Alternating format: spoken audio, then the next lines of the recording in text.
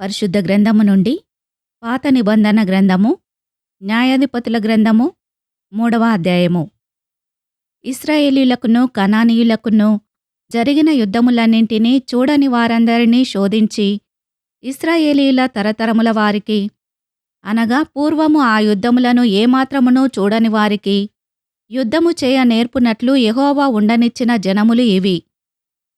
ఫిలిష్తీయుల 5 సర్దారుల జనులును, కనానీయులందరును, సీదోనీయులును, బయల్ హెర్మోను మొదలుకొని హమాతునకు పోవు మార్గము వరకు లెబానోను కొండలో నివసించు హివ్వీయులును, యెహోవా మోషే ద్వారా తమ తండ్రులకిచ్చిన ఆజ్ఞలను వారు అనుసరింతురో లేదో తెలుసుకొనున్నట్లు ఇశ్రాయేలీయులను పరిశోధించుటకై ఆ జనములను ఉండనిచ్చెను.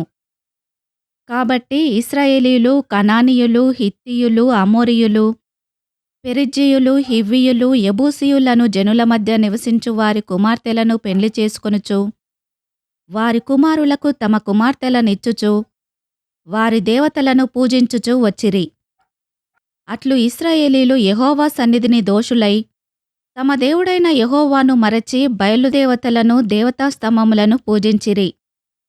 అందునుగూర్చి యెహోవా కోపము ఇశ్రాయేలీయుల మీద మండగా ఆయన అరామ్నహరాయిము యొక్క రాజైన కూషన్రిషాతాయిము చేతులకు దాసులగుటకై వారిని అమ్మివేసెను. ఇశ్రాయేలీయులు 8 సంవత్సరములు కూషన్రిషాతాయిమునకు దాసులుగా నుండిరి. ఇశ్రాయేలీయులు యెహోవాకు మొరపెట్టగా యెహోవా కాలేబు తమ్ముడైన కనజు యొక్క కుమారుడగు ఒత్నీయేలును రక్షకునిగా ఇశ్రాయేలీయుల కొరకు నియమించి వారిని రక్షించెను. యెహోవా ఆత్మ అతని మీదికి వచ్చెను గనుక అతడు ఇశ్రాయేలీయులకు న్యాయాధిపతి అయి యుద్ధమునకు బయలుదేరగా యెహోవా అరామ్నహరాయిము రాజైన కూషన్రిషాతాయిమును అతని చేతికప్పగించెను. అతడు కూషన్రిషాతాయిమును జయించెను. అప్పుడు 40 సంవత్సరములు దేశము నెమ్మది పొందెను. అటు తర్వాత కనజు కుమారుడైన ఒత్నీయేలు మృతి నొందెను. ఇశ్రాయేలీయులు మరల యెహోవా దృష్టికి దోషులైరి గనుక వారు యెహోవా దృష్టికి దోషులైనందున యెహోవా ఇశ్రాయేలీయులతో యుద్ధము చేయుటకు మోయాబు రాజైన ఎగ్లోనును బలపరచెను. అతడు అమ్మోనీయులను అమాలేకీయులను సమకూర్చుకొని పోయి ఇశ్రాయేలీయులను ఓడగొట్టి ఖర్జూర చెట్ల పట్టణమును స్వాధీనపరచుకొనెను. ఇశ్రాయేలీయులు 18 సంవత్సరములు మోయాబు రాజునకు దాసులైరి.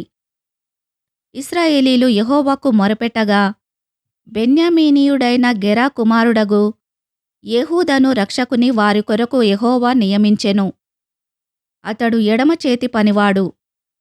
అతని చేతను ఇశ్రాయేలీయులు మోయాబు రాజైన ఎగ్లోనుకు కప్పము పంపగా ఏహూదు 3 పొడవుగల 2 అంచుల కత్తిని చేయించుకొని తన వస్త్రములో తన కుడి తొడ మీద దానిని కట్టుకొని ఆ కప్పము మోయాబు రాజైన ఎగ్లోనుకు తెచ్చెను. ఆ ఎగ్లోను బహు స్థూలకాయుడు.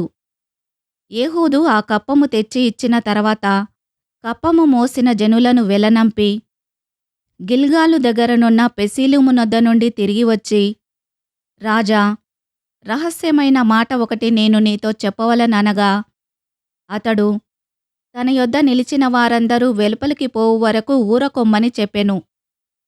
ఏహూదు అతని దగ్గరికి వచ్చినప్పుడు అతడు ఒక్కడే చల్లని మేడగదిలో కూర్చుండి ఉండెను.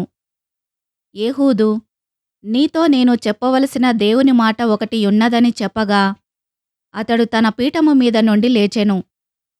అప్పుడు ఏహూదు తన ఎడమ చేతిని చాపి తన కుడి తొడ మీద నుండి ఆ కత్తి తీసి కడుపు మీద అతని పొడిచెను. పిడియును కత్తి వెంబడి దూరగా క్రొవ్వు కత్తిపైని కప్పుకొనినందున అతని కడుపు నుండి కత్తిని తీయలేకపోయెను. అది వెనక నుండి బయటికి వచ్చియుండెను. అప్పుడు ఏహూదు పంచపాలిలోనికి బయలువెళ్ళి తన వెనుకను ఆ మేడగది తలుపు వేసి గడియపెట్టెను.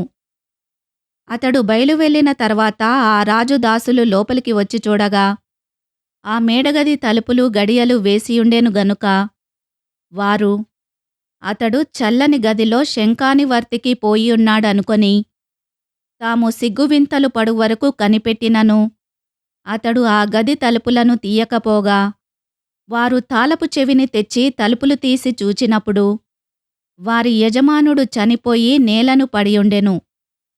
వారు తడువు చేయుచుండగా ఏహూదు తప్పించుకొని పెసీలీమును దాటి షెయీరాకు పారిపోయెను. అతడు వచ్చి ఎఫ్రాయిమీయుల కొండలో బూరను ఊదగా ఇశ్రాయేలీలు మన్యప్రదేశము నుండి దిగి అతని యొద్దకు వచ్చిరి. అతడు వారికి ముందుగా సాగి వారితో, నా వెంబడి త్వరగా రండి. మీ శత్రువులైన మోయాబీయులను యెహోవా మీ చేతికి అప్పగించుచున్నాడనెను. కాబట్టి వారు అతని వెంబడి దిగివచ్చి మోయాబు నెదిటి యోర్దాను రేవులను పట్టుకొని ఎవనినీ దాటనీయలేదు. ఆ కాలమున వారు మోయాబీయులలో బలముగల శూరులైన పరాక్రమశాలులను 10,000 మందిని చంపిరి. ఒకడును తప్పించుకొనలేదు. ఆ దినమున మోయాబీయులు ఇశ్రాయేలీయుల చేతి క్రింద అనుపబడగా దేశము 80 సంవత్సరములు నిమ్మలముగా ఉండెను. అతని తర్వాత అనాతు కుమారుడైన షెగ్మరు న్యాయాధిపతిగా ఉండెను. అతడు ఫిలిష్తీయులలో 600 మందిని మునుకోల కర్రతో హతము చేసెను. అతడును ఇశ్రాయేలీలను రక్షించెను.